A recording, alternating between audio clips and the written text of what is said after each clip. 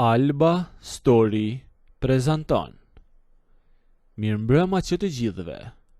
Unë jam një grua 52 vjeçe dhe jam grua e mbajtur dhe e pavarur. Jetoj në qytet. Një të diele, unë dhe shoqja ime Moza, që jemi moshatare, u zgjuam me një mërzitje të madhe. Zhurma e makinave, pluhuri i qytetit, na kishte ardhur në majet e Hundës.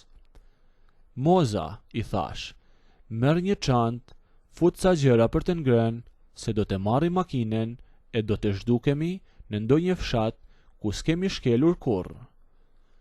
Ashtu ja bëm.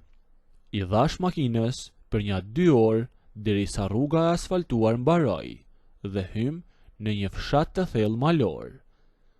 Ishte një qetësi që të shponte veshët. Kishte ajër të pastër, po s'dinim nga të shkonim. Rruga ndahej në disa rrugica të cekta. Pikërisht aty pam një burr që po ecte anës rrugës. Ishte rreth të 40-tave, zeshkan nga dielli, shpatull gjerë, me një këmish katrore, pak të hapur në gjoks, dhe kishte ca krah të fortë. Ndala makinën dhe ula xhamin. Më fali, thash, jemi nga qyteti e se njohim vendin.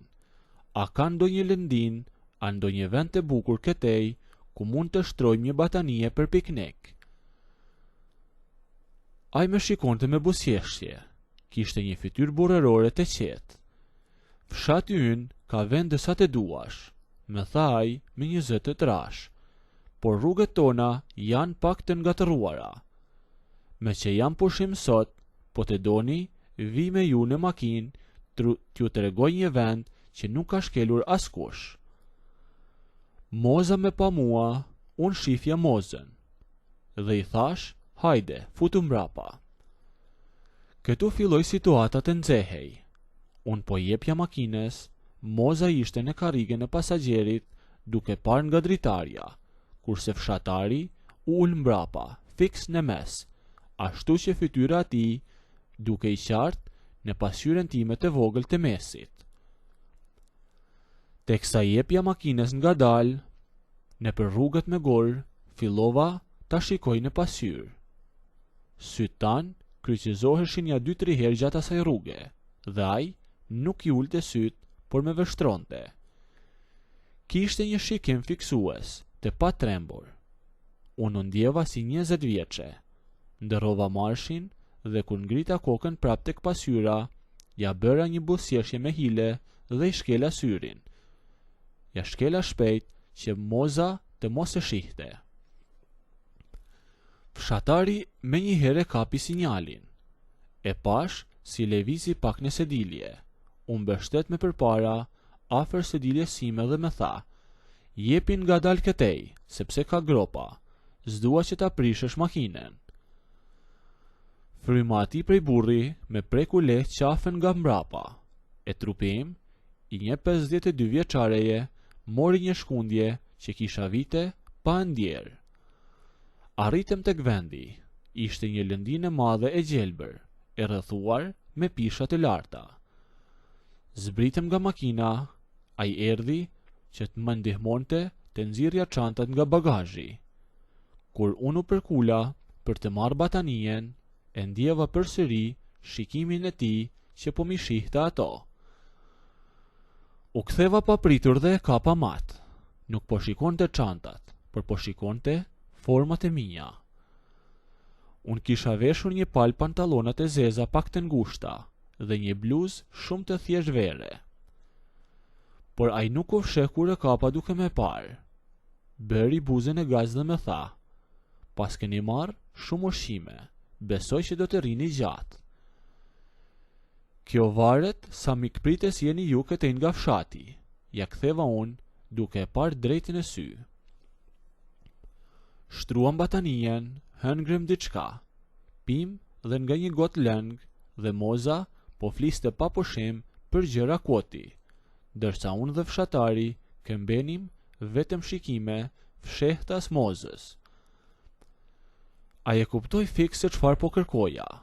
Në një moment, ai çohet në këmbë, i shkun pantalonat dhe thot: "Dëgjoni, aty lart, pas atyre pishave, është një shpellë vjetër, shumë e bukur dhe ka temperaturë të freskët tani në verë. Kush ka qef, e çoj ta shoh." Në fakt, kjo ishte mundësia ime.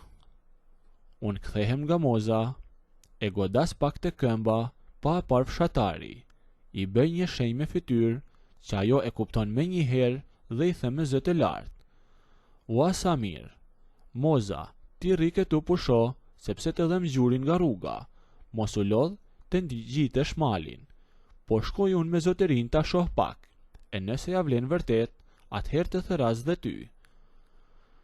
Moza, që ishte dhelpër e vjetër, tha me një herë: Po, shkoni ju, se unë se marr dot atë malore, po rrit e ruaj ushqimet." Unë isem të dy. Rruga ishte pak e thepisur. Unë esja para, ai mbrapa. E dija shumë mirë pse rinte mbrapa, po mas kanon të trupin hap pas hapi. Kur kishte ndonjë gur të madh, ai me vinte dorën tek beli për të më shtyr pak lart, dhe ajo dora ati e ashpër fshatari me diqte edhe përmes rrobave. "Qenë e fort dhe trupin e pasket e fort si një grua qytetit që je", me tha në një moment. "Unë trupin të fort e kam", i thash, pa kthyer kokën, "po varet a ka burrat e fort që ta mbajnë ritmin tim në këtë malore të thepisur." Dëgjova një të qeshur të lehtë nga mbrapa. "Burrat e fshatit nuk lodhen kurr, që ta dish", me tha ai. Çdo fjalë po më ndiste. Arritem tek hyrja e shpellës, që ishte disi e madhe dhe e errët në thellësi, por me një dritë të bukur afër hyrjes. Ajri aty brenda ishte krejt i ftohtë, një kontrast i madh me vapën e jashtme. Guret ishin pak të lagësht nga disa pika uji që binin nga tavani. Këtu ndryshon gjithçka. Ju ndoshta prisni që aty në atë errësirë të hiqnim rrobat e të bënim çmendurira në tokën e lagësht, por jo një herë. Gjërat e bukura nuk duan nxitim të atill. Sa po u futën një 10 hapa brenda shpellës, unë bëra sikur më rreshiti këmba tek një gur pak i myshkur. "O bobo", i thash, "në fakt po bëja sikur po rrezohesha." Ai bëri një hap të madh përpara dhe më kapi nga krahu që të mos bija direkt. Unë e lëshoja trupin, ndërsa ai me mbështolli komplet me të dyja duart për tu siguruar që mos të bija. U gjendem aq pranë sa unë isha i ngjitur me krahërorin e tij. Frymarrjet tona filluan të bënin një hon të vogël brenda asaj shpelle. E ngrita kokën e ai po më shikon të buzët. Errësira shpellës na jepte një lloj guximi të paparë, por nuk prita të bënte ai lëvizjen e parë. Zgjata të dyja duart, e kapa fort, e tërhoqa me forcë drejt vetes dhe e putha. Kjo nuk ishte një puthje as e butë as romantike, ishte një puthje e uritur. Ai lëshoi një ofsham të lehtë nga befasia, por sekondin tjetër reagimi i tij ishte i egër. Një rëndor ma kaloi tek pjesa prapme e kokës, duke me shtrënguar flokët, ndërsa me dorën tjetër me kapi fort nga beli, me ngriti fare pak nga toka dhe me ngjeshi pas murit e ftohtë prej gurit të shpellës. Guri pas shpinës sime ishte akull i ftohtë, kurse trupi i tij ishte si një furrë. Buzët e tija nuk po me lëshonin, me puthte me një vrull burri që dukej sikur ishte edhe ai i etur prej kohësh. Duke me puthur, filloi të belbezonte diçka. "Ju gratë e qytetit qenë keni rrezik i madh", më tha. "Nuk e parë gjë akoma", i thash unë, dhe nëse doni të ndëgjoni historinë deri në fund, bëjini videon like, a nëse nuk doni, abonohuni ose bëjini subscribe.